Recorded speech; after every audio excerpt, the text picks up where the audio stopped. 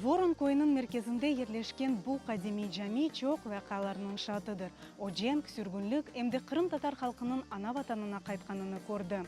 Тамам оның янында әрсене воронлылар койдешлер көрішівіне топланалар.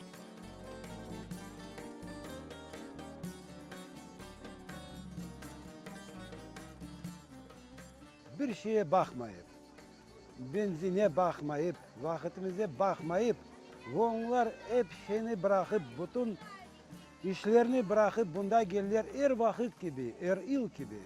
Şimdi 30 yıldan çok biz bu topraklarını geçiriyoruz. Bu dağlar, bu bizim ozenimiz, bu bizim eski camimiz şahat oldu bize. Ve bizim icatlarımız, ruhları bir kullandı. Biz de rahat olduk. Biz kendi vazifemizi yerine getirdik. Hepsi birbirimize bakıp, birbirimizi sevip, birbirimizi kucaklap öyle geçirdik. Dua okuduk. Muhammed'in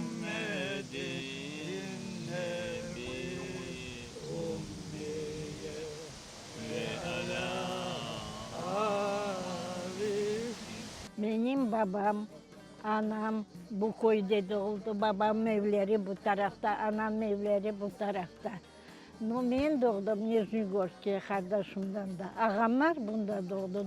Babam bu köyde tutuncuydu. 6 yaşındaydım. Ne hayatım var idi bilmiyorum. 6 yaşında vagonlara yükleyip saat 5'te uyattılar. Gözüm oldu diye. Anam akşamdan sütlü lakşa pişirdi yaşadık. Anam da bir şeyi ona göre daha aldıracaklar deyip komşuya gitti. Urus komşumuz var. Soldat bana tüfekçikledi. Ben bağırmamdan babam çıktı. Amantım gitti. Kaytardı öyle de olmadı. Öylelikten işte vagonlara yükleyip. Stansiyalarda su olmadıydı. Sudan boğulurdu. Öyle tepsi var, biz 2 sene atıştık. Mirzaçul diyen yeri. Ağamlar cenkteydiler, 4 ağam cenkteydi. Bu yerге kelgende siz ne duyasınız? O kadar вот это takımıza aytkan neleri, şu, как будто ben bunda yaşadım. 4-5 balayacak. Ağlayıp, sızlayıp, 15 daha mullet verdiler. Tutunaran diyen yeri topladılar bizi. Onda topladılar. Bir şey almaya koymadılar. Son anam hamur bastı, ekmek pişirmeyi varıp alıp ballara bir de pişireyim dese koymadılar. Varsalar şimdi duvarları kazaylar, altın araylar. Öyle de bir tekne hamur taşıp gitti, ballara alıp pişirmeye koymadılar. Krasnovişir yere düşürdüler, samı soğuk yere. Buraya varmadı, bir kadecığım oldu. Koya geldiğimiz ve kalbutta biz bunda doğduk, yaşadık, öyle diyecektik. Bu köyde hem anam vorumlu hem babam vorumlu. Anam geldi 86 yaşında, bugün bunda geldi. Sağlığı çok yok idi ama bugün ne bütün oğlan sağlığını topladı. Sabah kalktı, ilaclarını içti, oturduk çıktık yola. Babam geçince 2 yıl oldu, rahmetli oldu. Тоже pek kaybetseydi, her yıl 97'de göçtük, bir yıl kaçırmadı, her yıl gelirdi. Kaynanam her vakit aytar edi gorunu, her vakit ne olsa kaynatam, her vakit nasıl yaşadılar, nasıl göçtüler, nasıl çıkardılar, her vakit, her gün. Ne to что her vakit, her gün nelerine aytar ediler. Bizim kanımızga nelerine o kirdi, onun için biz anlayıp geldik bunda. Ballarım, yen torunlarım yeniden geldik. Мой отец родился в Вороне в 1919 году. Закончил школу здесь, потом пошел в 7 класс учиться уже в другом селе.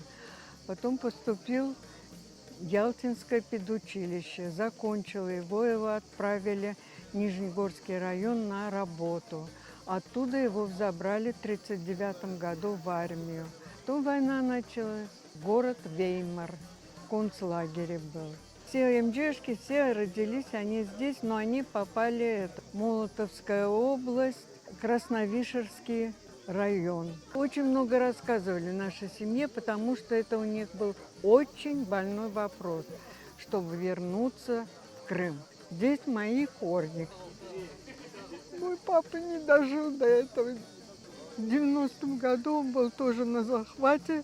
Он как гость приехал и в течение 45 дней разметливал. С каждым годом их меньше.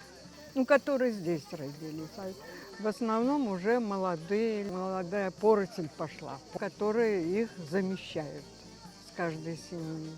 Это уже как традиция.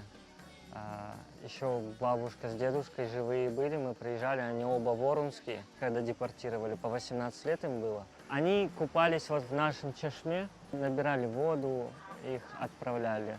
Тутовник, которому уже больше сотни лет, он тоже стоит до сих пор.